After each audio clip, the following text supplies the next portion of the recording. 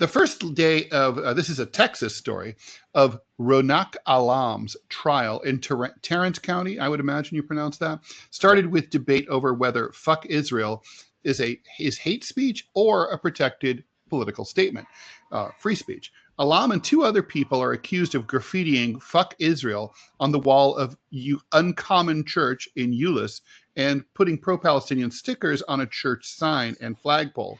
So for this terrible crime, they're charged with criminal mischief that damaged a place of worship, along with hate crime enhancement, making the potential punishment more severe.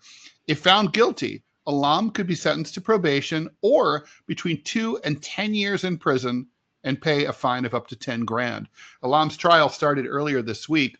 In her opening statement, his attorney, Adwa Asante, told jurors that her client originally faced a misdemeanor case, but that the Tarrant County District Attorney's Office bumped up the charge. The government manufactured a felony on a graffiti case because they hate his opinions, she said. In Alam's indictment, Tarrant County, Texas, accused him of vandalizing the church because of his bias against Israel and Jews. That's the main thing jurors have to decide. Not on whether he vandalized the church, the prosecutor said, because nobody doubts that he did that. The Texas branch of the Council on American Islamic Relations called on the DA's office to drop the hate crime accusation. By the way, the ACLU is notably absent in all this.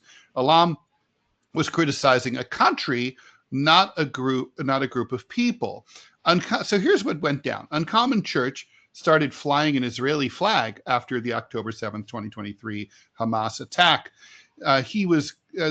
Lead pastor Brad Carignan was called to the stand as the first witness. He said he was heartbroken over the attack and wanted to show solidarity with Israel.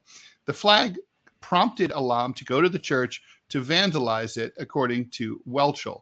He showed juries photos of the vandalism, including "fuck Israel" in red paint on the wall and stickers on the sign and the flagpole. One sticker showed the Nazi flag next to the Israeli flag, and the other had the slogan "From the river to the sea, Palestine will be free."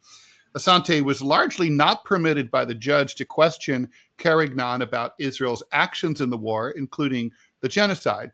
Welchel objected to their relevance, and Judge Brian Bolton agreed. Only when the jury was out of the room was she allowed to ask Carignan in detail about his trips to Israel and his relationship with his brother-in-law, who is a veteran of the IDF and a commander in the IDF. In an interview after Monday's proceedings, Asante said, hate crime laws are supposed to protect people, not foreign nations. Israel is a government, and not all Jewish people approve of what Israel is doing.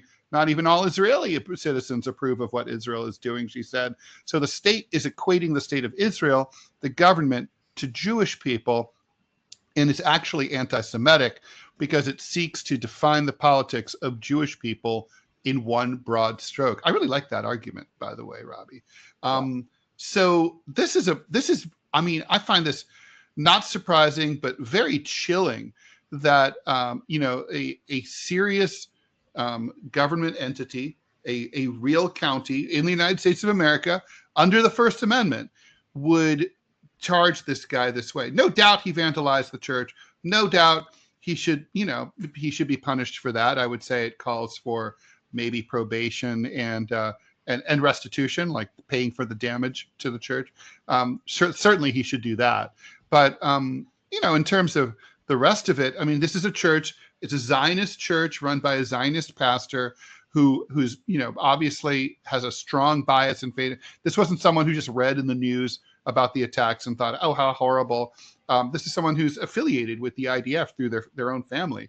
So someone sees it. You took a strong stand. Someone took a strong stand against you. Look, fuck Israel is not an anti-Semitic statement. And that's, to me, if I'm on the jury, I'd say there's nothing else to talk about but that. Fuck Israel is not an anti-Semitic statement. It's an anti-Israeli statement.